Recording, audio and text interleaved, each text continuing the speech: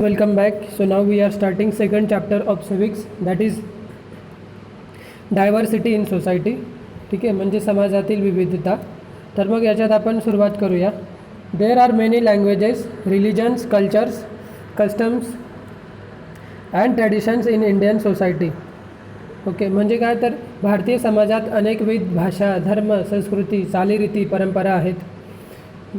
So this diversity, ही विविधता आपले सांस्कृतिक वैभव आहे. मराठी, कन्नड, तेलुगू, बंगाली, गुजराती, हिंदी, उर्दू अशा अनेक भाषा बोलणारे लोक आपल्या आजूबाजूला असतात.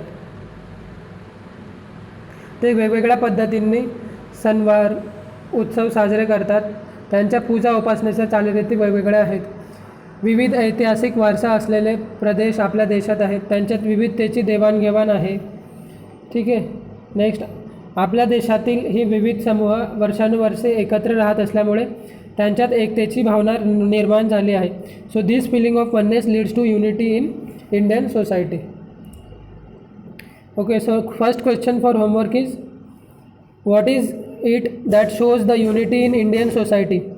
What is it that shows the unity in Indian society?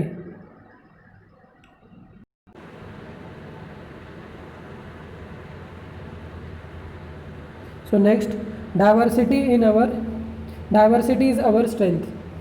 Okay, तर विविधता हीच आपली ताकद. To live with different groups, तर विविध समूहांच्या बरोबर राहणे म्हणजेच सहअस्तित्व अनुभवणे होय. तर मग अशा सहअस्तित्वामुळे आपल्यातील सामंजस्य वाढते. ओके, सो नाव next question for homework is, what is meant by cooperation? Okay, what is meant by coexistence? What is meant by coexistence? त्यामुळे मग परस्परांच्या चालीरीती, जीवनपद्धती यांच्याशी आपली ओळख होते. आपण एकमेकांच्या जीवनपद्धतींचा आदर करायला शिकतो. इतरांच्या काही प्रथा, परंपरा आपण आत्मसात करतो. यातून समाजात एकोपा वाढतो. सामाजिक एकोपामुळे आपण अनेक नैसर्गिक व सामाजिक आपत्तींचा सामना करू शकतो. ठीक आहे, म्हणजे समजा एखाद्या गावात जर पूर आला आणि जे नदीच्या काठावर गरीब लोक राहत आहेत, त्यांची समजा रात्रीच्या पुरात घरं वाहून गेली, तर मग श्रीमंत लोक जे आहेत गावातले ते त्यांना मदत करतात. तर मग अशा एकोप्यामुळे आपण अनेक नैसर्गिक व सामाजिक आपत्तींचा सामना करू शकतो. द प्रिन्सिपल ऑफ सेक्युलरिझम 2.2 म्हणजे काय? तर धर्मनिरपेक्षतेचे तत्त्व. तर मग धर्मनिरपेक्षता म्हणजे काय की एखादं राज्य किंवा देश त्यांचा कुठलाही धर्म घोषित करत नाही. ठीक आहे, म्हणजे त्यात सगळ्या धर्माचे लोक तिथे येऊन त्यांच्या धर्माची प्रॅक्टिस करू शकतात. ठीक आहे, कुठलाही धर्म असो. आणि त्याचबरोबर कोणाही व्यक्तीला बळजबरीने असं सांगितलं नाही जात की तुम्ही ह्या धर्माचं पालन करा. सो इंडियन सोसायटी म्हणजे भारतीय समाजात विविध धर्मांचे लोक राहतात. त्यांच्यातील परस्पर सामंजस्य वाढीस लागावे व सर्वांना आपापल्या श्रद्धेनुसार उपासना करण्याचे स्वातंत्र्य मिळावे. ठीक आहे, म्हणून मग so communities will have freedom. ठीक आहे, according to their faith and to help develop a feeling of mutual understanding. ठीक आहे, तर मग यासाठी संविधानात काही महत्त्वाच्या तरतुदी केलेल्या आहेत. तर भारत हे जगातील एक महत्त्वाचे धर्मनिरपेक्ष राष्ट्र आहे. India is important. So we have म्हणजे काय, आपल्या देशात अनेक भाषिक आणि धार्मिक विविधता मोठ्या प्रमाणावर आहे. ही विविधता निकोपपणे जपण्यासाठी आपण धर्मनिरपेक्षतेचे तत्त्व स्वीकारले आहे. तर मग धर्मनिरपेक्षतेनुसार काय आहे, तर आपल्या देशात राज्यसंस्थेने कोणत्याही एका धर्माचा पुरस्कार केलेला नाही. प्रत्येक व्यक्तीला आपापल्या किंवा आपल्या पसंतीच्या धर्माची उपासना करण्याचे स्वातंत्र्य आहे. धर्माच्या आधारे व्यक्तींमध्ये भेदभाव करता येत नाही.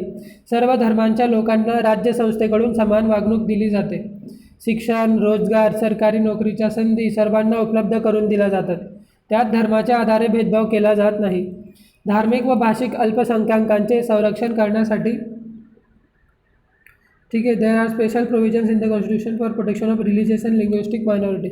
तर मग त्यांचे संरक्षण करण्यासाठी मग आपापली जी अल्पसंख्याकांना आपापली भाषिक व सांस्कृतिक ओळख जोपासण्याचे स्वातंत्र्य आहे. शिक्षणाद्वारे आपापल्या समाजाचा विकास करण्याचेही त्यांना स्वातंत्र्य आहे.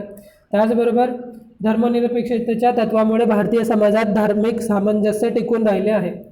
Okay, so next question for homework is, Write the short note on secularism. Next, 2.3 the contribution of society to our development. म्हणजे आपल्या जडणघडणीत समाजाचा काय सहभाग आहे. तर समाजात राहून आपण काय शिकतो, कोणते गुण आत्मसात करतो, आपल्या जडणघडणीत समाजात कशी मदत करते ते आपण समजावून घेऊया. तर कोऑपरेशन, ठीक आहे, सहकार्य. All societies are based on mutual cooperation between individuals and the community. ठीक आहे, म्हणजे कोणताही समाज हा व्यक्ती आणि समूहातील परस्पर सहकार्यावर अवलंबून किंवा आधारलेला असतो. तर मग व्यक्तींमध्ये सहकार्य असल्याशिवाय समाज अस्तित्वात राहू शकत नाही. परस्परांच्या अडचणी व प्रश्न सोडवण्यासाठी परस्परांना मदत करणे व देवाणघेवाण करणे म्हणजे सहकार्य होय. ठीक आहे. So now cooperation is the process of sharing and helping each other in solving problems and removing difficulties. So now next question for homework is, what is meant by cooperation? What is meant by cooperation? Okay. आपल्या घरातील व्यक्तींमध्ये अशी वृत्ती नसेल तर जसे आपले कुटुंब टिकू शकत नाही तसे समाजाचे आहे. ठीक आहे. ओके. तर मग सहकार्याअभावी आपापला विकास रखडेल, दैनंदिन जीवनही सुरळीत चालणार नाही. सहकार्यामुळे समाजातील परस्परावलंबन अधिक निकोप होते.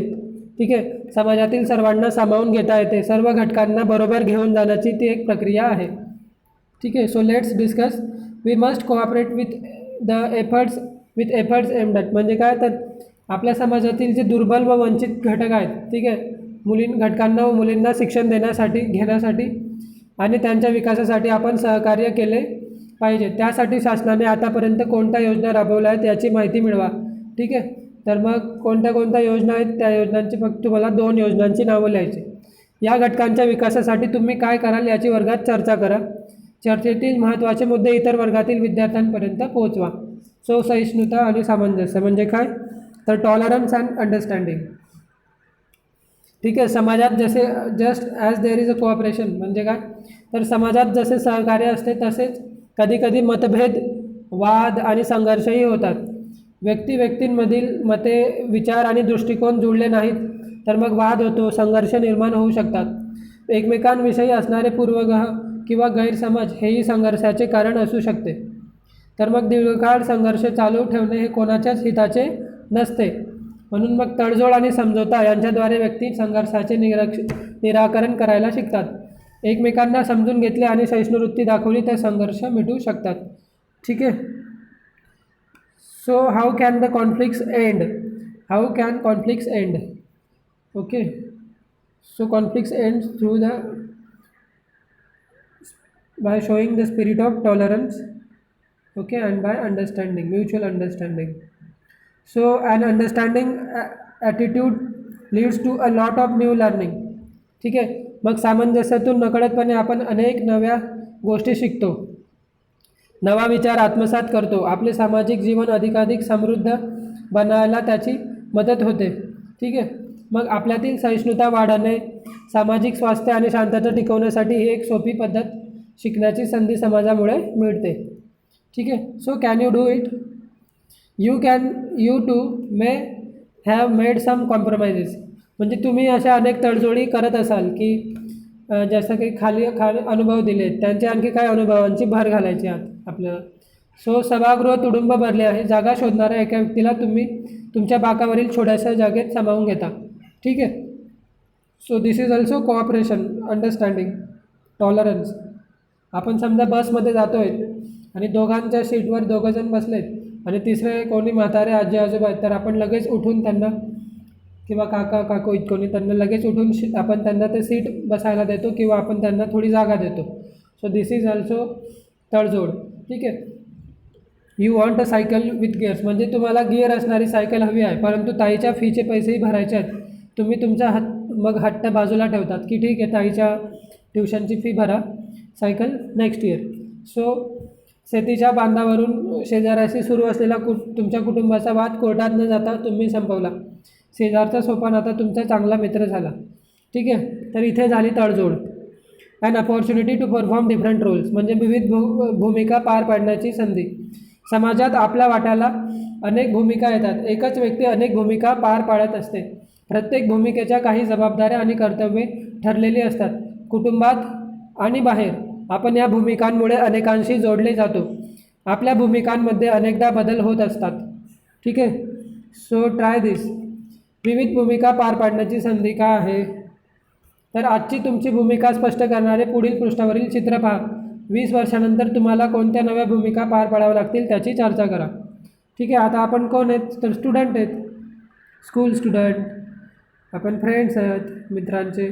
कोणाचे आपण मुलगा किंवा मुलगी आहोत, कोणाचे नातू आहोत, हे की नाही इथं दिसतं आहे. तर कुणाचे आपण वर्ग प्रतिनिधी आहोत, कधी आपण स्पोर्ट्समन आहोत, स्पोर्ट्स वुमन आहोत, स्पोर्ट्स गर्ल, स्पोर्ट्स बॉय. ठीक आहे. आपण स्वच्छता दूत आहोत, क्लिनलीनेस ॲम्बेसिडर. नंतर चिल्ड्रन सोसायटी, बालमित्र संघाचे सभासद आहोत, हे की नाही. ओके. रेग्युलेशन ऑफ सोसायटी म्हणजे काय? समाजाचे नियमन. तर मग in order that society function smoothly some rules are required. म्हणजे समाजाचे व्यवहार सुरळीतपणे चालावेत म्हणून नियमांची आवश्यकता असते. पूर्वी समाजाचे नियमन बहुतांशी रूढी परंपरा यांच्याद्वारे होत असे, परंतु आधुनिक समाजाचे नियमन रूढी परंपरेबरोबरच कायद्यानेही करावे लागते. रूढी परंपरा, संकेत इत्यादींपेक्षा कायद्याचे स्वरूप वेगळे असते. मग या सर्व बाबींच्या आधारे आपल्या समाजाचे नियमन अनेक संस्था व संघटना करतात. स्थानिक पातळीवर असणाऱ्या शासन संस्थाही समाज नियमनाच्या कार्यात महत्त्वाची भूमिका पार पाडतात. ठीक आहे. सो नाव next question for homework is की when do conflicts arise in society? When do conflicts arise in society? ठीक है. Prejudices or misconception about each other can also lead to conflicts. Okay. So now next question for homework.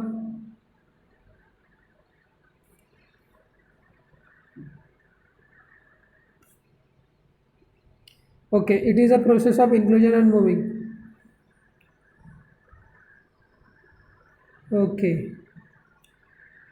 Okay.